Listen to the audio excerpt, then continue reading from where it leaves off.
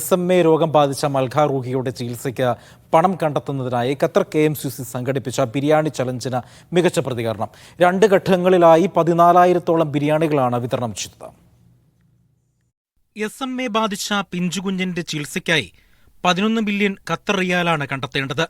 Qatar ചാരിറ്റിയുടെ നേതൃത്വത്തിൽ നടക്കുന്ന ധനസമാഹരണത്തിൽ വരച്ചും വിളമ്പിയുമെല്ലാം സജീവമാണ് ഖത്തറിന്റെ ഇന്ത്യൻ സമൂഹം. ഖത്തർ KMCC ഈ മാസം 2 തവണയായി നടത്തിയ ബിരിയാണി ചലഞ്ചിൽ 14,000-ഓളം ബിരിയാണി പൊതികളാണ് വിതരണം ചെയ്തത്. വിതരണ സൗകര്യവും സുരക്ഷയും കണക്കിലെടുത്ത് ബുക്കിംഗ് നേരത്തെ നിർത്തിവെക്കേണ്ടി വന്നതായി KMCC നേതാക്കൾ പറഞ്ഞു.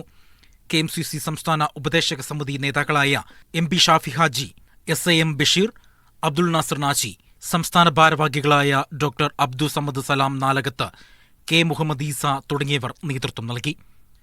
Media 1, Doha.